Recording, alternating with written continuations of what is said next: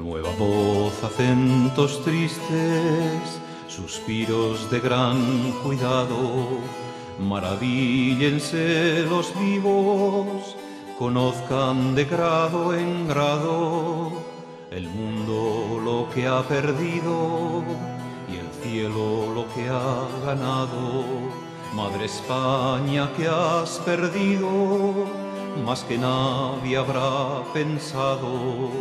Un señor, marido y padre, de Adán acá el más honrado. Buenas noches.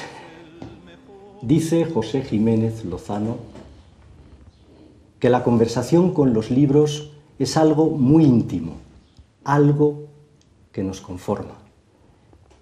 Y es esa conversación la que nos permite un pensar tranquilo, sereno.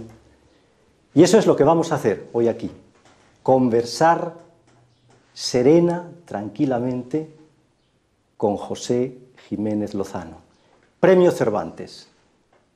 Pero, sorpresa, esta conversación transcurre no en un lugar cualquiera. Estamos en la cocina de la casa donde vivió y escribió el señor don Miguel de Cervantes, como gusta decir el maestro, en Valladolid. En la cocina, porque Jiménez Lozano ha querido que esta conversación sea aquí, en la cocina, y no en el despacho. Ha dicho que no, que despacho que no, que cocina, maestro. Más o menos me daba igual, pero parece que la cocina tiene un cierto más sabor a época y a una verosimilitud con lo que pudo tener Cervantes cuando sabemos bien su fortuna y todo lo que era una gran casa. Por cierto, no, es una cocina, una habitación muy sencilla. Y en cuanto a lo de la intimidad con un libro, los antiguos lo definían muy bien. Unus cum libro in angulo. Uno solo con un libro en un rincón. La intimidad con el lector, maestro. Usted que ha escrito, no le gusta al maestro hablar de los libros que ha escrito, del número de libros, pero yo lo tengo que decir. Decenas y decenas de libros. Decenas es que tampoco sea el tostado, ¿no? Decenas y decenas de libros, de novelas, de libros de cuentos, también de diarios, poemarios. El encuentro probablemente íntimo con también miles de lectores. ¿Qué es un lector para usted, maestro? ¿Qué significa el lector para un escritor? Lo que ha significado siempre, creo. El escritor parece que no escribe para el público general, sino para unos cuantos lectores que sabe de antemano van a ser los suyos. Otra cosa es que en medio haya una recibimiento público de un libro, pero eso es aparte. Entonces, será, evidentemente, lo sabemos nosotros, una cercanía con un libro y no con otro, como antes decía.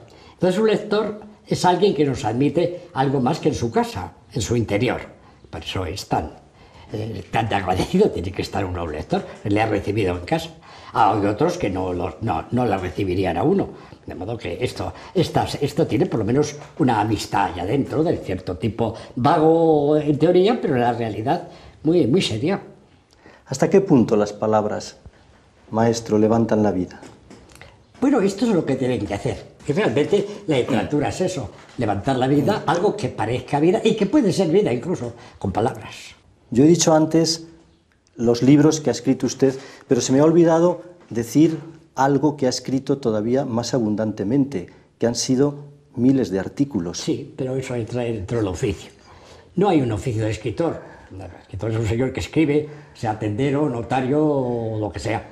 Y periodista es una profesión, es un oficio, y es totalmente distinto, afortunadamente. Es totalmente distinto. Hombre, hoy abunda más que el periodista el columnista. Usted sabe que el periodista solo debe decir el qué, el cuándo, el por qué, el cómo, nunca el por qué, porque no se sabe. Esas 5 cosas. Lo demás, nada, su opinión no cuenta para nada. Abundan más los columnistas partidarios de arreglar el mundo, a su manera, que los periodistas puros que solo dicen lo que ha ocurrido, nada más. De modo que la objetividad Puede ser difícil, y digo, la neutralidad puede ser difícil y a veces tenemos la obligación de no ser neutrales. Pero la objetividad es muy simple. Si en la fábula de La Fontaine, donde dice que el lobo ensució el agua al cordero como pretexto para comérsele, si es el cordero el que ensucia el agua al lobo, pues hay que decirlo, aunque estemos de parte del cordero. Es la objetividad, es muy simple, es la lealtad con los hechos, sin comentarios. Hablando de artículos, recordando artículos, hay un artículo que escribió usted a la luz de una candela que se titulaba Civilidad y barbarie. Si no recuerdo mal, en aquel artículo, maestro, decía usted que la civilización es algo que no es fácil de conseguir, que se tarda mucho en lograrlo y que cuando se desmonta, cuando se ignora todo eso, se puede entrar incluso en el propio abismo. Sí, esto es verdad. Un chico, todos han visto el placer casi sádico que produce tirar una piedra a una ventana. Pero si en vez de tirar una piedra a la ventana sigue produciendo placer tirando a una cristalera de catedral, pues vamos muy resbaladizos. Entonces tiraremos, después será un animal, después será un hombre, nos importará todo. Es resbaladizo. Hay una novela muy interesante de hace unos años, los años 50 y tantos, de Auchincloss, que se llama El rector de Justín. El momento en que los chicos, que antes de acostarse en el colegio, les leen unos poemas. Y hace calor y hay dos chicos que se desciñen la corbata. Estamos en los años 30 de la novela. Y entonces el rector dice que estos chicos sean advertidos muy seriamente. Y el que hace de prefecto, de los chicos, les dice, hombre, hacía mucho calor, los pobres chicos. No, es que si empezamos aflojando la corbata, llegamos a cualquier sitio. Esto es verdad. Cuando hay un poquito de agua, si entra en una casa, si no se queda, pues se puede una inundación. Y en una inundación ya no se puede elegir qué salvar y qué no salvar. No hace mucho le escuché decir, hablando de la situación de precariedad y de dureza por la que atraviesan muchas personas, que los que pasan hambre no tienen que tener vergüenza, que los que tienen que tener vergüenza son los que mandan. Sin duda ninguna. Lo primero, un Estado se hace, ya saben que todo el mundo sabe cómo nacen los rudimentos de un Estado. Otra cosa luego ya los perfeccionamientos, que eso ya hasta que llega el Renacimiento realmente a lo mejor no hay Estados. Hay gobiernos, pero quizá no Estados. Bueno, pero es que el grupo de cazadores, que es el que tiene la fuerza. Y los demás eran las mujeres y los hombres, unos se quedan en casa atendiendo, haciendo la comida, o los otros trabajando en cosas que no son la caza. La caza tiene, el que tiene la caza tiene las armas y tiene el poder, es así. Los hechos son así. Pero estos, claro, se les exige naturalmente que nutran a los demás. Es lo mínimo que se está. Y la Edad Media era corriente decir, hay una mención en varias cartas de embajadores, los franceses del sur tienen, el más pobre, su taza de plata para comer el caldo los domingos. Esto dicho por parte de los embajadores de un rey para reprochar a otro país, que es Inglaterra. El que tenga tanta miseria en las ciudades es muy hermoso. Que no necesitan una oposición de ningún tipo. Claro, naturalmente, todas las rebeliones que vemos durante esa época son motines del pan, como un poco como los motines de hoy en los países musulmanes. Se suelen decir, buscan democracia, mire usted, busquen comer. Hay mucha gente joven que no tiene, está en paro y buscan comer. Los pueblos realmente quieren ser como los demás, como es lógico, pues todos somos pueblo, y es lógico que este sentido, sin más calificaciones políticas, todo el mundo necesita comer y necesita tener un cierto bienestar. Y naturalmente se supone que quien puede, pues es a lo que primero que debe de acudir, se supone, parece que es lo normal. Sin implicaciones políticas ni ideologías, es natural también, tan natural como lo otro. Bueno, si eso no sucede, la vergüenza, ¿por qué? Van a tener los que no pueden hacer nada, la tienen los que pueden hacer y no lo hacen. Sin implicaciones políticas. Sin implicaciones, porque quiero decir que no se necesita ideología para protestar una injusticia, no se necesita ideología, se necesita simplemente un sentido que parece que tenemos más o menos todos, el sentido de lo justo. Y un sentido de la igualdad que no supone la igualdad funcional, sino la igualdad real en la naturaleza humana. Claro, el otro, la igualdad, pues es una tontería. Yo, por mucho que haga, no puedo ser jugador de baloncesto. Y es mejor no hablar de estas bobadas. Cuando usted dijo que había demasiada política en la vida social en España y que todo era política y que eso era la antesala del totalitarismo, se metieron con usted y lo acusaron de muchas cosas. Pero eso es igual. Uno dice lo que cree, que está equivocado, pues está equivocado. Tampoco veo por qué hay que llevar las cosas más allá. Pero evidentemente, la política parece... Los franceses dicen una cosa que tiene gracia. La primera vez que los políticos entraron en la sopa, o sea, que se habló en el comedor mientras se comía de ellos, fue después de la Revolución Francesa. De tal manera que la madre de que nace el himno, la marsellesa, se entera años después, se enfada muchísimo de que su hijo se codee con tal clase de gente. O sea, y todavía en una generación anterior a la mía, hablar de política era tan feo como contar un cuento demasiado obsceno, demasiado... Era tan... se sentía un poco... parecía un poco babilla, ¿no? Un poco... Después, pues ahora todos los días los tenemos en... Pero es que ha evolucionado un poco, los políticos se han convertido un poco en dioses de diversas clases y diversos tipos, pero realmente un poco, por lo menos en demiurgos. Claro, ya es distinto, ya sí que cuentan en nuestra vida. Pero si no, ya digo, hasta la Revolución Francesa nunca han entrado en el comedor, jamás. Los ingleses dicen que es de muy mal gusto hablar de política. Sí, aquí también era. Sí. Aquí también era. Y bueno, y en general la gente no habla de política, lo que habla son de lo que padece. Claro. De lo más cercano y cotidiano. El lenguaje está todo. El lenguaje, esto es explicado el otro día a unos chicos. Por ejemplo, una mujer que dice, no sé si se me arreglará lo de mi amparo. Claro, si dice mi pensión, es una cuestión burocrática, que, bueno, pues hombre, pues parece imposible, pues es una cuestión de papeleo, pero la pensión no te indica cómo se dice mi amparo. Pero es que si no me dan esto, me encuentro desamparada. O sea, el nombre real es ese. El otro es un nombre burocrático que puede justificarse por qué no la dan. Ahora, no puede justificarse por qué la dejan desamparada. Ahí está que el lenguaje llamado correcto hoy, que lo mido siempre, el lenguaje correcto es estar con el alcalde siempre, o sea que es una estatal. Ya decía Tucídides que cuando se quiere hacer una mala cosa se la cambia de nombre y ya está. Pero decía Tucídides que en el siglo V antes de Cristo, o sea que ya está bien. Y se ha estado siempre así. Hablando de amparos, aquí en la cocina del señor don Miguel de Cervantes... Que no estaba muy amparado. Que no estaba muy amparado. Pues hablando de amparo, vamos a traer una cita de Miguel de Cervantes que quiero decirle y a ver qué le sugiere. Encomiéndate a Dios de todo corazón, que muchas veces suele llover sus misericordias en el tiempo que están más secas las esperanzas. Sí, esta es evidentemente la situación de alguien que piensa que no queda más recurso que el recurso de la oración, porque de los dos hombres no puede esperar nada. Es muy clásico, es una situación muy vieja, la Biblia lo dice muchas veces, pobre del hombre que espera de otro hombre. Eso es así, ¿no? Y Cervantes era muy consciente.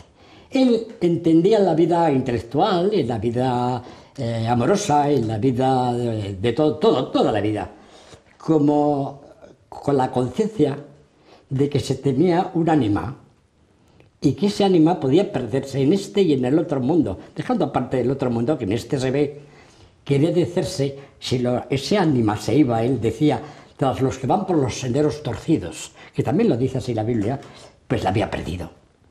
Si era capaz de mantenerse como los demás, pues estaba en su justo medio. Cervantes es una conciencia europea muy profunda, muy seria. Durante todo el XIX y parte del XX se le consideró un genio, pero ignorante, cosa que es raro que se dé, pero bueno, pues si era un genio ignorante, bueno, no se le nota apenas su ignorancia, como es natural. Y después se ha hecho de él un poco un ilustrado o un hombre, un superintelectual. No, es que era realmente un hombre, bueno, de una gran altura, como lo demuestra en su escritura, muy injustamente tratado durante su vida y también después, pero realmente todo el mundo casi habla del Quijote, pero el Quijote no es el único libro que ha escrito. Ha escrito las novelas ejemplares, que son una delicia, y el último libro, que es un libro sumamente más complicado de leer, pero donde hay, por ejemplo, una visión del amor humano que solamente la han tenido en Europa ciertos grupos italianos y don Miguel de Cervantes. De esa profundidad, de esa gratuidad, de esa alegría, no han tenido. ¿Cómo es ese amor humano? ¿Cómo es? Bueno, pues pero lo diferencia muy bien de todas las atracciones, de todas, no solo las físicas, sino también de las intelectuales. Es cuando alguien no sabe si vive él o... Él pone el ejemplo en una de las cosas de una mujer que no tiene ocupación. La ocupación que tiene es la de los demás. Uno lava la ropa, a la otra la consuela, a la otra busca un novio, a la otra... Ella nunca piensa en sí misma. Pero dice, el amor en la pareja también debe ser así. Si no, es para dudarlo.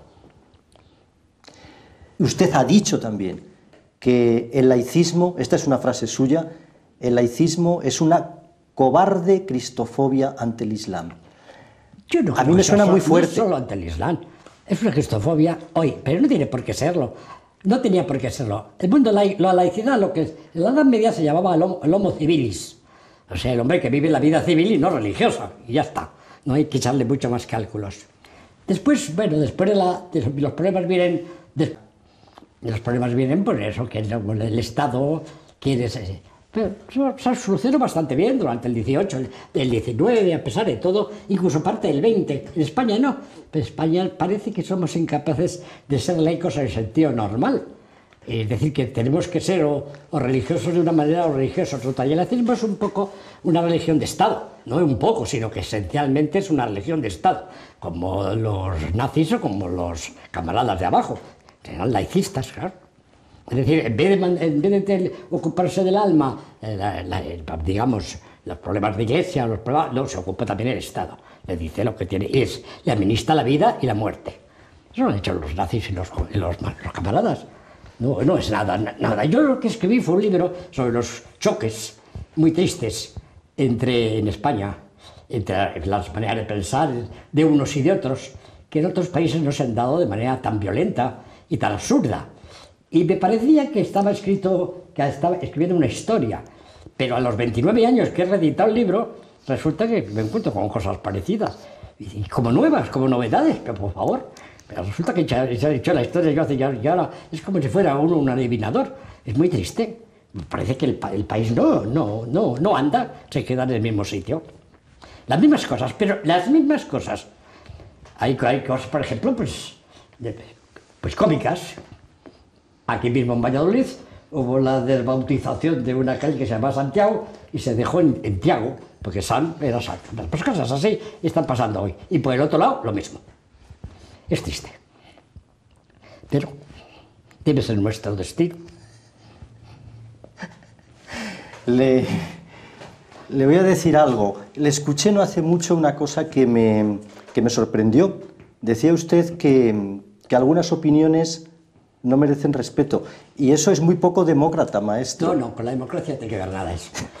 La democracia es el imperio del derecho y nada más. Puede haber democracia sin partido, democracia sin prensa, democracia, puede haber todo. O sea, si el derecho está por encima del Estado, hay democracia. Y si no, los demás son rigorrangos. El que de la democracia es que el derecho prevalezca sobre los intereses de Estado, en defender a los individuos. Para eso nace.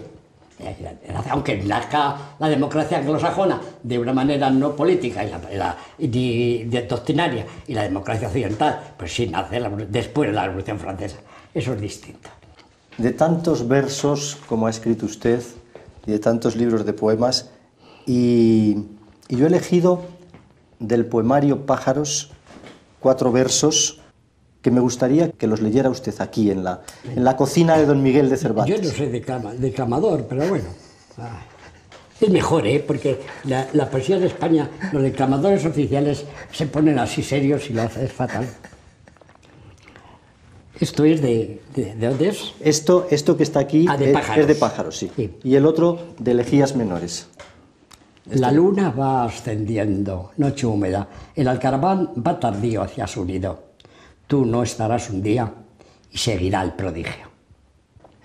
Esa opinión, no opinión, sino ese convencimiento que tiene usted al escribir de que el yo debe estar fuera... Eso lo decía ya el señor Pascal, no lo invento yo. El odio soy yo. Pero la gramática por allá, cuando llega el pronombre personal, je, moi, dice esto es odioso. Y la civilidad prohíbe, estamos sacando todos los días. Efectivamente, todos vemos que decimos yo, estamos a los demás, ¿no? Sin embargo, hay quien piensa, maestro, que la buena literatura tiene que tener algo de autobiográfico, que tiene que estar allí la vida del escritor. Bueno, pues que escriba una autobiografía. Nadie juzga mejor que el lector. Y en España las lectoras, porque en España novela siempre han leído más las mujeres que los hombres, pero en un tanto por ciento asombroso. Y son mejores juzgadoras para esto. Lo veo muy feminista. No, eso no es feminista. Tienen más olfato en ese aspecto, otros no. Los dones están muy bien repartidos. Maestro, ¿no le parece a usted que, no sé, a la vista de cómo transcurren las cosas y de lo que vemos cada día, que la vida, nuestras vidas hoy, están muy determinadas por el poder político y por el... Así como llama usted. Es lo que me dijo un inglés con el césped. Se siembra en tierra arenosa, se rega un poco, se esperan 500 años y ya está hecho. Es así. No hay ningún secreto. No, lo que Dios quiera. Pero para estar así de bien tiene que haber algún secreto. No, secreto no hay. No hay. He fumado muchísimo, vamos. He dejado de fumar hace poco tiempo, pues 3 años me parece. Pero esa cosa de que pues sí, hombre, tiene su razón médica, claro, pues lo he dejado. Pero método, si usted no fuma o si usted no hace tal cosa, pues no, usted sabe. Pero usted sabe, ¿por qué muere una persona joven? ¿Y por qué? Es mejor no preguntarlo. Mucho relativismo. No, eso no es relativismo, es que desconocemos totalmente cuál es nuestro destino. Usted cuando tiene 50 años o 30 años, que empieza a pensar, porque a veces sale la muela al juicio sobre esa edad, más o menos, empieza a pensar, bueno, pues esto pasa en serio. Bueno, de repente piensa, bueno, los años que yo tengo, a los 50 murió Gabriel Miró, que yo admiro tanto, menos el lenguaje, muchísimo. Se quedó helado, ¿no? ¿Por qué? Bueno, eso no tiene respuesta. Hay muchas cosas para las que no tenemos respuesta. Sí, muchas, casi todas. Las profundas, las serias, las que pertenecen a nuestro destino, están como siempre. Claro, por eso lo que se llama modernidad, en un sentido un poco banal, es no preguntar por ellas. Se nos ha ido el tiempo y estábamos tan a gusto aquí en la cocina de don Miguel de Cervantes. Señor Miguel. El señor don Miguel. Señor Miguel, no logró el don nunca. Hubo un tiempo en que quiso irse a América, no pudo, porque aquí no veía cómo podría vivir, y necesitaba un don y no hubo manera. Eso así las cosas. A mí me gustaría decir muchas cosas de Jimeno Lozano. No lo voy a hacer, porque si no luego me tira de las orejas. Claro. Solamente voy a darle las gracias por este rato que nos ha dedicado y en el que hemos disfrutado tanto y hemos aprendido tanto. Bueno, poca cosa, tampoco es ejemplo. El caso es que no vaya cansado al personal. No, porque ahora, antes miraba la gente disimuladamente la hora, y ahora antes ya no pueden. Antes ponían así. Ya no, como los relojes no tienen, son electrónicos, ahora no, eso no va a hacer. Pero eso era lo fatal, cuando hacían así, fatal. Ya nosotros no los vemos a los oyentes, habrán hecho así o no, ya no sé.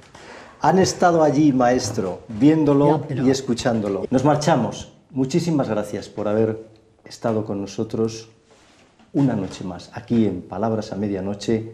Hasta muy pronto. Gracias a usted. Gracias.